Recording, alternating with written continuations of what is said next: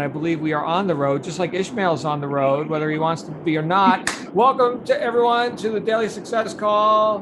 Power up, power over, under, down, power something. John Lavinia here at your service, as always. Thank you, Ishmael, for muting your line because we got road noise. I am here with all of yous. You guys ever seen that movie, My Cousin Vinny, Yes. Joe Pesci, Oh, right? love These it. guys and Yeah. these two utes I over love here, and the judge says, "What is a ute?" You're Little northeastern joke for everyone there. But good to see you all. Who do I see here? I see a couple of my favorite people. There's Nancy, Maggie, Lorraine, Missy, Judith. Good to see you, Catherine, and Anne, Susan over in the Hi. Northern Lights. Ishmael, of course. We got Jan, Rhonda, Martha. Martha is going to be getting a new webcam because hers is not working. And there's this website. I don't know if you've heard of it, Martha. It's called, what is it called? Amazon. Yes, they sell web. That's a hoot. Oh my goodness. Hey, Chris, Laura, election count. Hello, election count. Laura and Laura. We got two Lauras right on screen, right catty corner to each other. Of course, April's here. Gabe, good to see you. Looking dapper as always. Tina's here. Sarah, hi, iPhone. You're calling yourself iPhone. Michael, Susan, Maritza, and more people than we can even fit on the screen. And Missy is getting into her natural habitat. So we know the world is good. There she is with her bamboo shades or whatever that is there. Air So conditioning. there you go. Air conditioning. Very good. So we got a couple of topics on the table for today, which I'm going to bring to for your delight, for your listening pleasure. I just muted all the mics. Okay. So as we were just about to get started, for those of you who tune in early, which is to your advantage to do so, because we get to hear all kinds of stuff that's going on in the real world. Not that we're not operating in the real world. I mean, as real as this is on the internet. And look, we can do business all over the world now. And yes, it's as real as it gets. In fact, for some of us, it's more real than that cubicle that you used to show up to before COVID and whatever else, right? So one door closes, another opens, right? And on that note, Jan mentioned that you can do this. You can be successful even regardless of circumstances. Yes, yes, yes, yes. Because, and I think we talked about this briefly yesterday or the day before or whenever it was, the idea that in every crisis is the seed of an equal or greater opportunity. Now, here's the punchline to all that. You don't get the benefits of the opportunity unless you're able to see the opportunity. In my first book, Integrity is Everything, I there's a chapter in there called Opportunity Knocks. And I think I recall writing, actually, we're reviewing that book right now in my book study group, but so I'm going to get to that chapter again. But as I recall, I wrote something to the effect of, when opportunity knocks, most people roll over and complain about the noise. They just want to go back to sleep. Henry Ford said, let me find this quote. Something about opportunity dressed in work clothes. Does anyone know that quote? That's a tasty quote. Quotes. Let's see. Let me see if I can grab this real quick. And if I can't, then we'll just paraphrase or just make stuff up on the fly. So work clothes. Nope, can't find it. All right. Anyway, something like that. Most people, let's say, reject or neglect opportunity because it's dressed in work clothes. So for all of us here who are intending to have, let's say, a breakthrough result. I like that word. I like breakthrough. Because for me, that suggests, if I look at my past and if I look at all the stuff, all the crap, yes, that I've been through and that I've persevered through, the idea of breaking through, to me, it seems like, just visually, I get this idea, this emotion of like major advancement, like finally launching off of the surface and actually getting into orbit where that, I have to burn less fuel and I can get way further. Right? In other words, exponential increase, breakthrough results, not just incremental, exponential, breakthrough. I like that word. I use it a lot because it's a reminder to me that, yeah, here is what may occur to you based on your assessment of your current scene or your past circumstances or whatever, may occur as a big pile of crap. But from that, what did Napoleon Hill say? Equal or greater opportunity. Oh, okay. So that means that I can have an even bigger breakthrough. Think of it like stretching a rubber band, right? So a little bit of stretch here, and you get a little bit, like, let's say you're trying to shoot a rubber band across the room, and you just pull it back a little bit of tension, right? And it just kind of drops to the floor. You don't get much mileage out of that. What if you got a lot of pressure on it? It could fly across 2 rooms now. And don't poke anybody's eye out if you're experimenting with this, okay? So be safe. But the idea there is that here's the tension, here is the we could say the problem, right? The rubber band wants to go, and we're saying you're not going. But with that tension comes an equal opportunity for exponential increase, a breakthrough, if you will, breaking through the bounds. So here's why I'm bringing this up today. I had an interesting morning. Let me say this. Let me pick a nice word for you. I had a fascinating morning. It was fascinating. There's a way to look at things. Fascinating. Some of the things that our fellow earthlings do are just fascinating to me. Like, why on earth would they do that? And yet they did. And it created some challenges for myself and our staff and all this kind of stuff. I'm not going to get into the details, but hey, people do what people are going to do. Now, I could take that personally. And in the past, I have. And I can fixate my attention on the unanswerable question, why do they do? Well, I don't know. I'm not in their head. I don't have their entire history. I don't know their entire autobiography. Shall I read my autobiography into their actions? Well, that would be a bit of a quandary. So why don't I just go ahead and grant that is what it is, as is, and then see what opportunities can come from that. Because once again, equal or greater opportunity. And wouldn't you know it, when I free up some of that mental energy that I could have easily or had been tempted to fixate on things of which I can do nothing about. Here's circumstances. Here's what other people do. Here's decisions. I remember Jayton brought up last week, how do you deal with the foibles of others, right? Or the inefficiencies of others, right? So there's some things we can do, let's say, for example, they're juniors, they're subordinates, they're employees, things like that. There's things we can do to enforce production and or fire people and whatever. But in the case of just interpersonal relations, and like we heard Ishmael just before we got started here talking about dealing with the Amazon people, and they're not making any sense, nor are the IRS people. They're not making any sense. I get it, man. I get it. And so we're dealing with that stuff. But if we can keep our emotional state above all that, in other words, if we can be bigger than the game, because some of the games that we play are not necessarily fun games, right? Some of the games, like on the board, right? Here's the pieces that you get to deal with. And some of them aren't necessarily the things that you would find the most pleasure in. All right. So, but if we're going to play the game because it's a path, it's a stepping stone to us getting what we want. Okay, well, can we do that with some emotional detachment? And right there is the trick. Right there, what just came out of my mouth. Emotional detachment, or as I like to say, non-attachment. So I've done a lot of training for people in the sales and marketing fields, okay, as it relates to various business models. Not necessarily just e-commerce, okay, but lots of different things.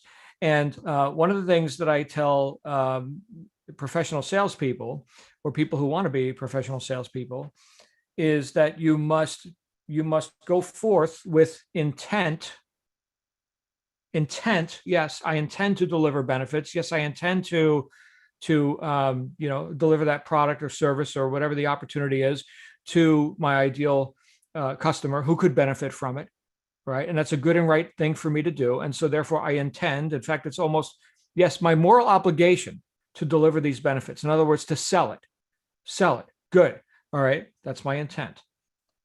But I'm not attached to the outcome, of the conversation. If they buy, they don't buy, right? For whatever their reasons are, right? I'm not attached. In other words, my wagon isn't hitched to their train so fully that whatever decisions they are able to make or not make are going to dictate my future.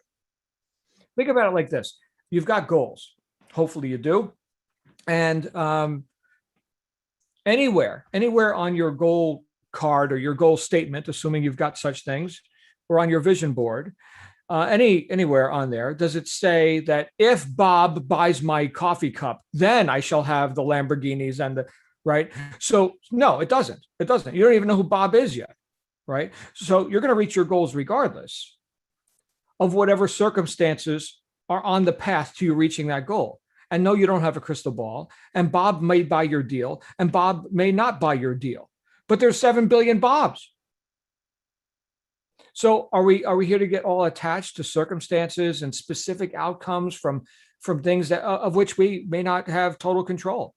I mean, part of being a responsible person is knowing what you're not responsible for. I'm not in your head. I can't make your decisions for you. I can induce better decision making just based on my own example and my ability to communicate to you. Okay. In fact, that's what we all do every day. We do that with our kids. We do that when the people see your coffee mug or your t-shirt or whatever. What are we doing? We're inducing decision on the part of other people. We're entering a conversation that's already happening in their mind. And the better we can do that, the more influence we will have, right? To do what? To do what we intended to do, which is to deliver that benefit to that person who could actually benefit from it. And it's your moral obligation to do so. So again, full intent, but no attachment. No attachment. You kind of wash your hands of their whatever they're doing, because they got their own life. They've got their own, hopefully, self-determinism. A lot of people aren't really exercising it, but there's a lot of groupthink going on. But if you can get in touch, because we're all in B2C, B2C, right? You're selling to individuals. It's individuals who buy the stuff that you sell. So we're in the business to consumer business, or sales modality, or submodalities of that. So yeah, you're impinging on the thinkingness and the emotions of people. And the variables are innumerable and impossible to saturate, and have fun, right? And there it is. With non-attachment, we can have a bit of fun. We can observe fascinating circumstances, decisions, outcomes. Fascinating. I would have never made that decision, but they just did. Can we just remain a little bit detached from that? Yes. And we could free up so much emotion about it.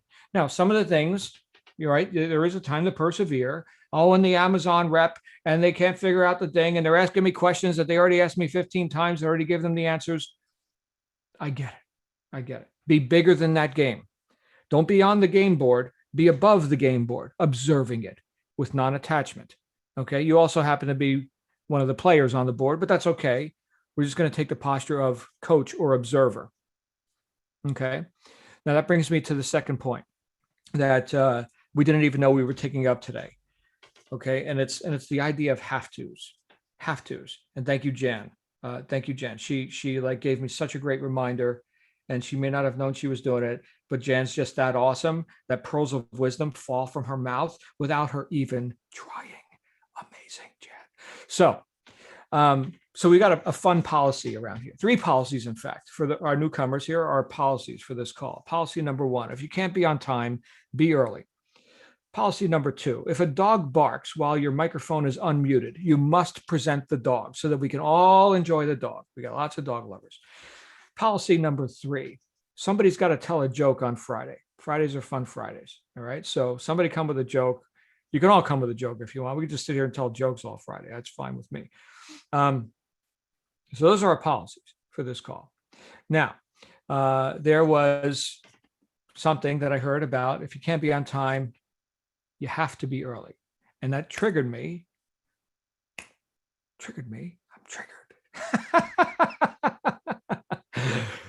Because a lot of times when we're coming out of or wanting to come out of employee type thinking and into entrepreneur type thinking, read Cash Flow Quadrant, by the way, Robert Kiyosaki, Rich Dad, Poor Dad, right? Read that stuff. there's a completely different mindset. A lot of times we've been indoctrinated into the idea of have to. For me to keep this job and earn a paycheck, I have to show up at this time. I have to take lunch break at this time. I have to. And that is an interesting training pattern that we could fall into without even really being conscious of it. But what if we were conscious? What if we looked at our current thing that we're creating here as entrepreneurs, as people who have, yes, dominion over our time and the choices that we make, but we still find ourselves in an assumptive state of have tos. Sometimes I've had people say when they've been offered, we're back to the idea of here's a product, a service, or some opportunity that they could participate in. And sometimes I've heard a retort or objection. Well, do I have to? And as soon as I hear that, I know I'm talking to someone who is not being cause in their life. They're being the effect. Like, whoa. There's no have tos here. You don't have to do a damn thing. You don't have to buy this product. You don't have to take our training. You don't have to reach your goals. You don't have to do a damn thing. But you asked, like, what do you think, John? And I'm telling you, here's what I would do. But you can do whatever you want. You can walk this path. There's the gutter. If not, I mean, whatever, right? I'm just hopefully your trusted advisor at this point, which is also an aspect of inducing decision on the part of people, right? When someone comes and they confront for the first time in their life, your coffee cup or something, do they have to buy it? No, they don't have to do a damn thing. But my goodness, if they want that benefit of that beautiful cup, well, they need to make a decision right now. And that's another interesting word for those of you who are going to be in our business launch strategy session, which we're doing today. We're going to talk a bit about that. That's a big word. Decision. Okay. But who's making the decision? So this is where I'm going with this, right? By the virtue of the fact that you all choose to show up here, nobody put a gun to your head and said, you must listen to this crazy Italian guy, John, talk 5 days a week. No, you don't have to do a damn thing. We hope for your sake you do, but we're not attached. See, we intend, but we're not attached. So the whole idea of have to, observe that in your own life. Is there something that because we could take this to neurotic extremes, right? In fact, any of you who have studied Brian Tracy's work, I think it was in the chat on the audio program called The Psychology of Achievement. It was a classic, The Psychology of Achievement by Brian Tracy. He talked about people running programs from their childhood. And one of those programs could be, I can't. Because everyone told the kid that they can't. So they walk around with this complex, like I can't, right? And then on the other side, you've got the I have to people. I have to. Mommy said so, right? I have to. And then right in the middle, with the combination of the two, he said, here's the worst of all. I can't, but I have to. I can't, but I have to, right? You want to end up on, psychiatric drugs or something, you can run that one for as long as you can stand it and see where that ends you up. Right. So let's take a look at that. What is it that we think is an enforced action on our part, assumed or real? In some cases, I got my daughter breakfast today. Do I have to? No. I mean, she can go eat cereal in the closet. I chose to. And just right there, just changing have to chose to does what? Frees up some of that energy and puts cause back on ourselves. In other words, we are reassigning ourselves as the cause point. I am choosing that. I am proactive. And it may or may not be a pleasing action, but I choose it. Not because I have to, because I choose to. And now we're back in control. Control is a good thing. And I'll end off with this. Having spoken with a lot of psychologists, and they don't agree on much, okay? But one thing that they tend to agree on is that to the degree that a person feels like they're in control in their life, to that degree, they experience peace of mind. In other words, causation and serenity kind of go together, right? Do you like being told what you have to do all the time? I mean, if so, you'd just be working a job. You probably wouldn't be here pursuing entrepreneurship, right? So do you like having control of your time? Oh, yeah, that's good. How about control of your income? Oh, yeah, I like that. Oh, yeah, it's good. Yeah, great. So where is it that you've given up control in your life by whatever assumptions or programming or training pattern that you've been indoctrinated into? And where can you now just become conscious of that and say, you know what, I choose this, or I choose not. And you've got good rational reasons for choosing those things. You can look at it objectively, just like at the game board. You can look at it objectively, not just in the game, but above the game. And you can make deliberate choices on that and know that you did. Know that you did, right? And then deal with the foibles of others and be fascinated by them, which is something that's possible when you're not in the thick of it, right? When you're able to just observe and not get so damn emotionally involved. Which I have the tendency to do. So thank you, John, for the reminders. Oh, you're quite welcome. Anytime. Show up here again tomorrow. Oh, I think I will, because this was some great stuff. Who else wants to talk? Come on out. Let's. We probably have newcomers on here who are thinking, this guy's crazy. He's talking to himself. But it sounds like good stuff. Maybe I should talk to myself. Oh, Martha, come on out, my friend. I'm just going to add a little bit onto that. What I've done, like you say, I choose to do so and so. And then I even pronounce I am going to do this because I know that it will benefit me in so and so way, and I'll think of the different benefits, and also it will move me closer to that goal. That was what I usually come up with when I'm, instead of the I have to's or must do or whatever. Mm-hmm. Have you read, Martha, have you read Steve Covey's 7 Habits? Yes, I have. Right there. Long time ago. I even Okay. had, and I somewhere along the way I've lost that book, and I even had a little book that was like sort of something you could quick reference, and that disappeared in my moves. But Oh, yeah, I read that a long time.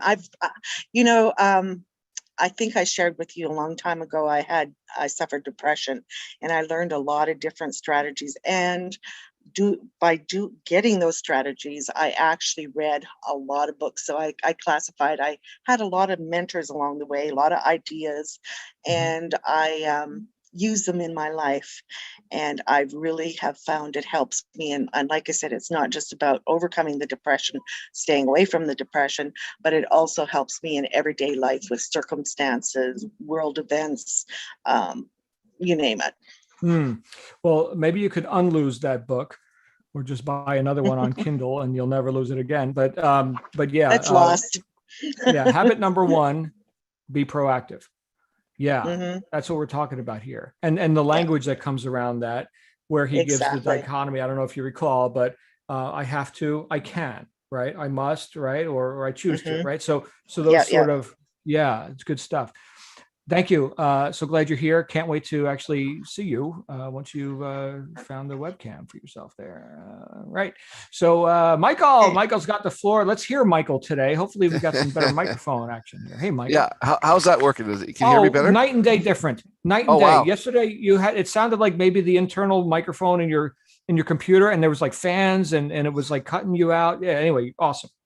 Okay, good. So I was going to expand a little bit about what you and Martha had both touched on, to say that our perception of things is really important, and words are so powerful. So flipping things around from what you said earlier about I choose to do different things. By saying, I'm going to do this. It's not a matter of whether it's going to happen. I'm going to do this. I'm going to accomplish this. And then I'm going to do something else. That whole mindset changes perspective, and it puts if you will, a subconscious psychological spin on the things that we don't want to do. And another thing is, do those things that we don't want or we think are uncomfortable first. That way they're done, and everything else seems like it's gravy. It's like working out. It's hard when you're lifting the weights, but when you're done, you feel great. And like, okay, that's done. I felt good, and I'm moving on because I did something positive for myself. Again, that whole switching the mindset around is so important when it comes to these challenges that we have. There's daily little nudges that seem to get in our way. And then you said something about going forth with intent. That intent is probably the key for everything.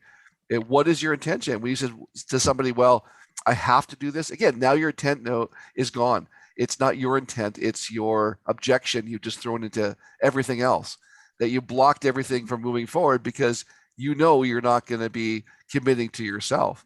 But by switching that intent around, all of a sudden it's like, I'm going to get this done. I'm going to move forward. It may not be the best thing I'm going to do in my day, perhaps. However, it'll get done. I'm going to do it, and then it's in the rearview mirror. So Beautiful. Wow. Great stuff. Great insights, Michael. And we're glad we were able to hear you. So that is awesome. Awesome Thank stuff. you. Well done. Great background too. Oh, So, thank you. Actually, everyone, as Michael talks, can you see in between his headset frame, there's like the blinds between like his hat and like the headset. There's like the blinds that are actually behind it. All right. All right. I got to turn Good on an stuff. angle. Yeah. All right. Thank you, Michael. Hey, guess who's going to talk now? Can you guys guess? It's someone who we haven't heard from in minutes and minutes. It's Missy. What's going on, Missy? Okay, well, How you I'm going to doing? speak to you as a lifelong attacher Yeah. and taking things personally person. Hmm. I didn't know I was doing that. I just how I was. And that stuff makes you sick. And I'm living proof of that. But I know when you said that today, it triggered a realization in me when you used that word today, that the reason that the Neville Goddard and the Joseph Murphy stuff and the Waddles didn't work for me in the past is because I was trying from a sense of desperation to stop doing that. And I don't feel that anymore. And it's like it's almost like I'm reading different books and doing different minds. I don't really know how to explain it. You probably can, but I did the same things in the past with no visible result because I know I felt in a sense of I got to get rid of this from my life or this is going to happen. And that because I was getting sick and living the results of that, but I'm not doing it from desperation now. It's from determination and choosing and to be the cause. And it's such a different feeling. But as far as my relatives go, it's going to take me a while to detach from that. But I'll get there. Right. Well, one step at a time. That's all. It's all good. I think what you're describing, Missy, is the difference between. Well, this is something I think I mentioned to you fairly recently. Michael Logier wrote the book, The Law of Attraction. I had done a couple events with him. And one of the things he talks about are the words don't, not, and no. So let's say you're commanding your child, don't do that. You should not, right? So all those negatives, which we dress up the thing that we want them to not do, right? What are they focusing on now? What they shouldn't do, right? So is there some way that we can communicate with ourselves and with our child or whoever, right?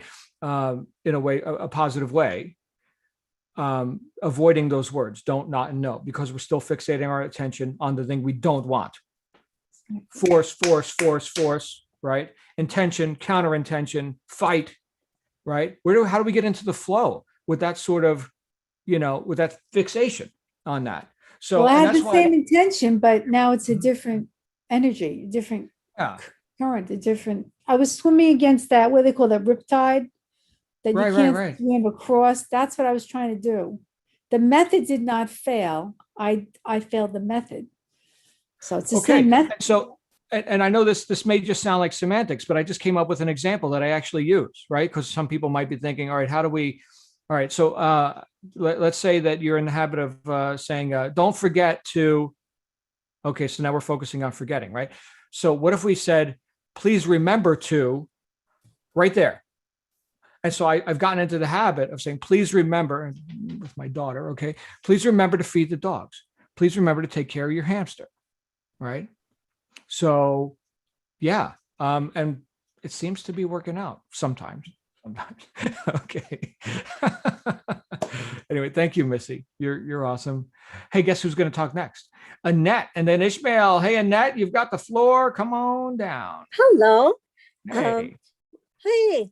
Well, I had a mentor almost 15 years ago now to quit smoking. And what really worked is when she said, when I was talking like that about, oh, no, I have to for my health. I've got poor circulation. And the doctor says I need to. And she said, well, it's still a choice. You can choose to keep smoking, or you can choose to be healthy. And somehow that worked for me. It was a choice. I said, yeah, I can keep doing this and be unhealthy. I can keep doing that. But you know what? I think I've got goals and things I want to do with my life. I choose to be healthy. And that turned it around for me. And I can see that there's going to be ways in this program that I need to apply it. What's going on now for me is, so every day it is something like that, where I feel I need to get more done. I'm not getting enough done in the program. Is that the same thing? Am I telling myself I guess I'm telling myself I have to do more to be productive in this program. So how can I reframe that? That's a question. Yeah. Well, the impetus to do that is going to be whatever carrot you've got in front of you. So if you're clear about your goals, and if they're Right. worthy of your time, you're going to find yourself in action. If there's some breakdown there, if you're vague, or if you're just chasing tiny little carrots, you need to play a bigger game, right? Mhm. And then it's not, Okay. you're not prodding yourself. In fact, you'll find that, 8 hours go by and you forgot to eat, right? 'Cause Oh you're yeah. just- Oh yeah. right. Okay. You're just jamming. Right. Yeah. So That's the flow when you get that. Yeah. Yeah. Okay. Thank you. Yeah, like I lose track of time with my work. In fact, that's why I'm so Yeah. committed to a calendar, because look, if this session wasn't on here, we wouldn't be having it. Like this has to be on my calendar, because I was just talking with England and Okay. across the other side of the planet, and so yeah. Plus today I started my day at 4:30, taking my wife. She's in Oh. outpatient surgery today, so. I got to go pick her up when we're done here. I got to go back over an hour across the city to the hospital. But and I'm not here to let you guys, here's all my, stuff that I'm dealing with in my life. But I deal with stuff too. Yes. But I think the point is, and some people might marvel at this and expect this for yourself as well, Annette, is that when you're so on purpose that you seemingly you can get like more done in one day than most people do in a month. Yeah. Right. Yeah. Yeah. Now it's like, yeah, I know I'm on purpose. I'm in the flow with this stuff. In your case, who's your accountability rep? Ted. Would you call Ted today and say, Ted, I am looking to have some time with John on a business launch session. So, okay. And let's see, because you're definitely ready for that. So, yeah, get with Okay. Ted. And it's energy. Can you still hear me? Am I still unmuted? Yes. Oh, so what it is like, keep going. And then I'll do something like take a nap and get off course, or think I'm getting tired. But really, I think the tiredness is there's something in my brain saying I've run up against a stumbling block and I can't think afresh anymore. I'll take a break and then knock it back to it for hours or the next day. You mentioned like up at 4. I know I'm able to have energy. I can play and sing all night if I'm, if the energy's right. So I know I can do that. I can get in the flow and have all that energy. So I have to find out what's blocking me here. Okay. Well, then sing all night when the energy's right. I mean, that sounds like music lyrics right there, isn't it? Okay, sing all night when the energy's right. Yeah, okay, I got it. Okay. Yeah, I write Great. songs too. Got to find time for those. There you go. Thank you, my friend. You know what? We're going to start these sessions from now on with that song from the Lego movie. Everything is awesome. You guys like that song? It's a real sticky song. It's like one of those songs. Yes. Yeah. All right. Everything is awesome. Okay. That and Baby Shark. Yeah, I love it. Yeah. Baby Shark. Okay. Yeah, good. it's therapeutic. Yeah. Therapeutic music. That's Yeah. the #1 video on YouTube, like in the world. No. Baby Shark. Oh. Yeah, it beat Gangnam Style. Gangnam Style had like billions of views, and then Baby Shark just trounced it. Yeah. It's because people use it for everything, even exercise. Yeah. There you go. Thanks, Maria. All right. All right. Now Okay, don't thank think you. don't think about that song. Whatever you do, don't think about that song. Ishmael, you've got the floor. Come on out, brother. Let's get Ishmael out here. Cool. Well, I gotta listen to this Baby Shark because every time I listen to that song is that song "Happy" from Pharrell. Oh, I like right, that song, right, It's like I was like dancing around the room singing "Happy" and all that stuff. I'm like, oh yeah, I can get into that. I don't know. I guess I was over at the other room, and they were talking about doing a walkabout and doing. The person that was presenting was talking about going into I guess walking towards a log that was like decomposing, and she was like having all kinds of thoughts when she was doing the same thing that you were talking about, and then she came up to a tree trunk that was like bursting with life, and then she kind of started the conversation and kind of like led to me telling her about the 10 years that I basically was running on remote control with my job. Basically that I did my job because I was good at it, but since nobody would question me because I was the boss, but I ran on remote control. But I had to deal with self-loathing and self-doubt and all the selves that you can possibly imagine, all the demons that you can possibly imagine. So I read this book a long time ago by, what's his name? The really tall guy that helps people. Robbins? Tony Robbins. Yeah, Tony Robbins. And the only thing that resonated in my head is you got to make things a must. It's got to be a must. So, you know, one thing that resonated in my head is got to be a must. So I'm like, okay, it's got to be a must. So then I started thinking about it. And so I started analyzing everything that's in my head. And I'm like, all right, the heck with this. I started to get over everything, figured everything out, got rid of everything, got over everything, and started moving forward with my life. And then got over everything. Then I actually dealt with everything, retired, and decided to become one of those 1099 people. About, you know, you were talking about the people that were not the next set of questions you were talking about. I forget the people that don't, you know. I guess the second part of the lecture that you were talking about.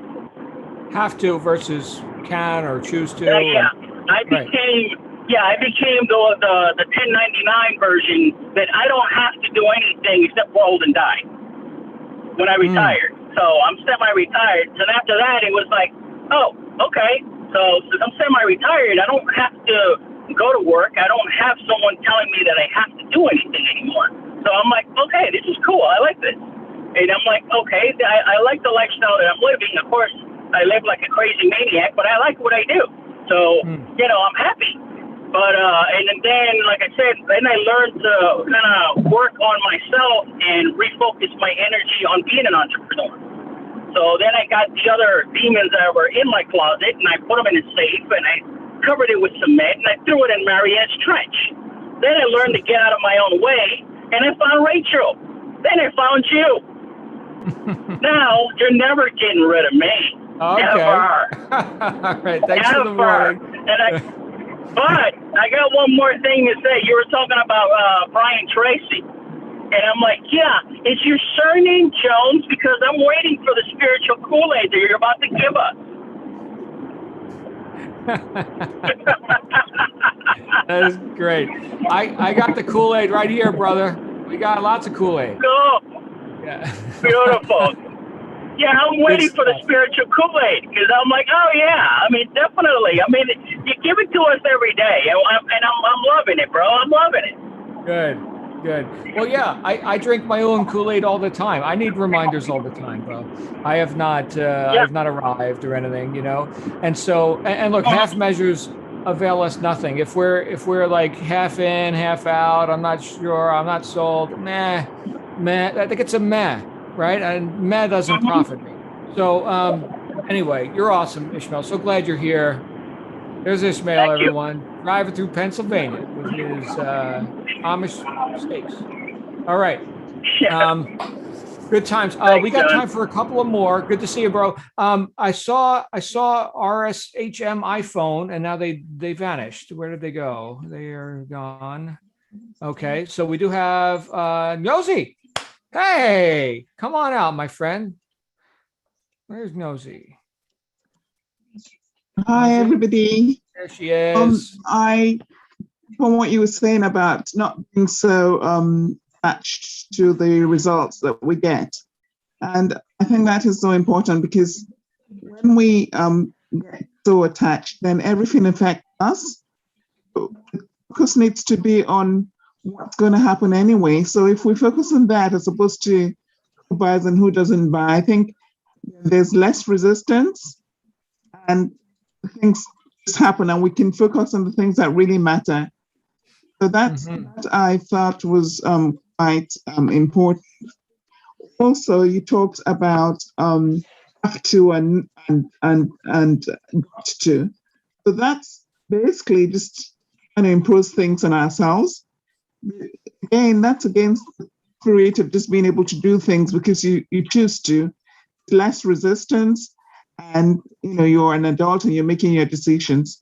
So that's the like, yeah, it's you're not being forced to. We're not obliged to do anything. We're doing it because we choose to, and it's easier that way. It's happier, and we're not being nobody's holding a big stick over our heads and saying you must do this. We're past that now. It's about making responsible decisions for ourselves and for our lives. So that's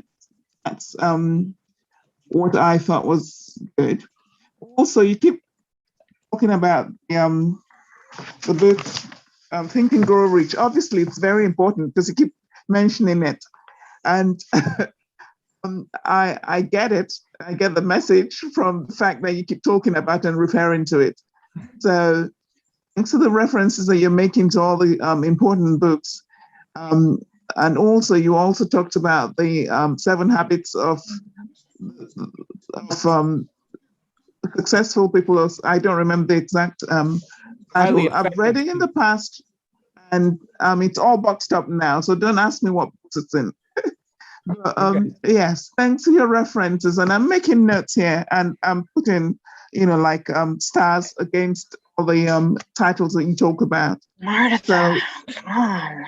Thanks for all of that. And finally, I'm keen to join, like a group. I live in the UK. I don't know if anybody else is wanting to maybe form a mastermind group where the local to the UK. So where do I go? Is it the Facebook group or? There are some people who are putting together just like informal chat groups and things like that. So so you can find them actually here. And if you come, 15 minutes early or whenever you want, right? Because the room's always open. You can find it. Yeah. Also, anyone who's got information on that, you could put it in the chat. My only caveat or warning for you is that I like being social as well. I also like being productive, and I can lose balance with that sometimes. So just make sure you've got that, your time scheduled right. Yeah, awesome, Nosy. And look, I'm going to be meeting with you hopefully within the next week, right? I don't know if you've got a spot on my calendar yet, but yeah, we got some stuff to talk about in terms of like masterminding and getting you into like a higher, level of performance with all this. So you're just getting going. Oh, well, you know what? If nothing changes, nothing changes, right? So so if we're gonna do it, let's do it. Anyway, glad you're here, my friend. Glad you're here. All right, okay. Thanks. All right. Good evening. Yeah. Good evening, my friend. Okay. And so we do have a couple more hands up. Or actually, hands are coming up and down. I can't see what's going on here. Was it Maria? And Maria just vanished. Maria, are you going to talk? And then Martha, Maria. Help me. All right. Yeah, I'm right here. There she is. Hey, Maria. I chickened out. That's what happened. I was like, should I talk? Yeah. Well, I don't know if it's relevant anymore, but you were talking about self-talk and how we tell our kids, like, instead of saying, hey, stop screaming, like, please, can you use a lower tone of voice and stuff like that, like not, don't, and all of those, like they focus on what you're saying after that, and they don't listen the no and the don't and the what. So I also saw this documentary about water, it was so interesting. There was this guy that made an experiment about, he put like 2 jars with rice in them. So he took like for a number of days, he started talking to the jars with rice, saying positive things, and then the other one like, you're stupid, you are wrong, you don't deserve to be here or whatever, and the other one like, you're super awesome, you're the best, we love you, and thanking it like, thank you for being here, whatever. And the one that he was talking badly to actually like grew mold and went rotten, and it was awful. And the other one, was like super, let's make risotto with this. I don't know.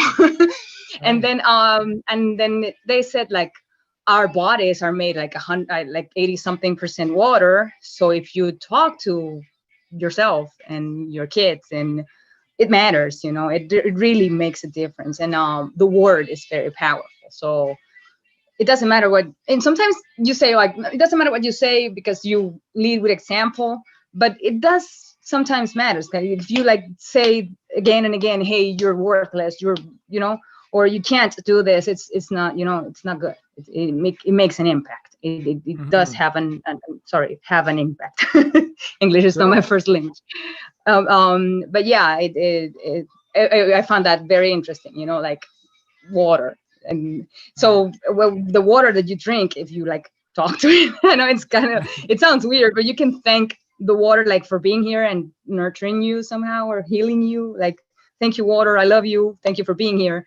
And then it does. They did like microscopic use of the water if you talking to it, and it has like snowflake shapes or something like that. That it was like perfect and geometrical when they talked positively to the water, and it was like, wow, amazing. So let's start doing that. Let's just put a sticker on your water fountain on your house or whatever that says, hey, I love you, or thank you for being here, and it should have a good impact in your health. Right. Beautiful. Well done, Maria. There's actually books written about that where they looked at the water crystals under the different influences of things that water supposedly doesn't receive that communication. Well, guess what? It does. So yeah, right. I love you versus, something like, I don't know, communism or something completely different. Like, oh my goodness, look at the difference. So, in fact, here's a little trick. If anyone is receiving phone calls repeatedly from people you would rather not receive phone calls from, make sure that you name them in your phone book. I love you, or you're awesome, right? That could be their name. And every time the phone rings from them, you could see, oh, you're awesome. Thanks. Click, reject the call, but at least you got the message, right? So. Sounds good. All right. Martha, I think Martha is going to wrap us up here today. Martha. I'm coming. Hi. Sometimes it takes me a while to reset my page and unmute myself. Okay. Something that I learned about myself, because when I did something wrong, I was very hard on me, and I would just really knock myself to the ground. And something that I learned is I need to accept my humanity. And when I did this, it just freed me up from berating myself. It's sort of like I started thinking of it in a way like, okay, if a person is thrown off a horse, okay, it's going to hurt. It's uncomfortable. It causes a little bit of fear about getting back up on that horse. But what you do is you get back on the horse, and now you learn how am I going to stay on here so I don't get thrown off again? So it's sort of realizing we're a work in progress. Circumstances, things that you do might not go according to the way you think it should. You might even make a mistake, whatever the case may be. But what we do is like Vincent Lombardi, I love his saying where he says, it's not whether you get knocked down, it's whether you get up. And I think that, when we realize, we're going to go get these little bumps and they're going to be uncomfortable, and it, we might kind of fall into our old habits. But all of a sudden you come, oh, no, again, it's like all those other little things I said about looking at life as a challenge and, you know, a lesson and etc. Then what I've noticed is I kind of get back up on that horse a little bit quicker every time I get thrown off. If that makes sense. Yeah. But Beautiful. it's just, I don't know, it really liberated me, because I'm telling you, berating yourself and like you say, you know, again, I love Robin's saying of where focus goes, energy flows. So if you're starting to berate yourself, it becomes not just a little molehill, but it turns into that big mountain of negativity and berations. And that does not feel good. Yeah. So it's so much better when you can, you know, look at, I'm one that loves to look at, you know, analogies and it just gives a better picture to me, and I can move forward with it. But anyway, that's what I was thinking of when all the different people were talking and what you were saying. Great. And that's why we do it. So we can get all these different perspectives and see what we can put to use in our life and in our business right now. Right. So this is an important thing that we do here, because I get something out of it every day. You guys think that I show up here for your benefit. No, this is for me. You just get to listen in. So anyway, is we're work in progress and we're always learning. Like, you know, heck, it's just, I know there's many different things I'm going to have to, you know, not have to, but that I need, that it's important for me to make the changes. And because it will benefit me in a very positive way. Like, look at, see, even though I know that have to is not the word to use, or must, it sometimes slips into my vocabulary, because what, I'm 58 years old. I've had that phrase for so long that it's just automatically clicks. But here's the thing, you catch yourself quicker and you can say, no, okay, that's wrong, I'm going into another. Like, that was an example of allow for your humanity. You know, I like how another person says we're a diamond in progress. And you know, when that diamond starts out, it's not very pretty, but as it's chiseled away, it becomes beautiful. You're beautiful, Martha. Awesome. And you're gonna demonstrate that to us tomorrow when you've got a new webcam. So I'm very excited to see it. I don't know if I'll get it. Oh, let's see how I feel. All right. Well, thank you, Martha. And thank you, everyone, for another thrilling session here. And since Martha quoted Vince Lombardi, we'll end off with my favorite Vince Lombardi quote. If you're not fired with enthusiasm, you will be fired with enthusiasm. There you go. I'll see you all, you guys and gals, tomorrow. Make it a great day.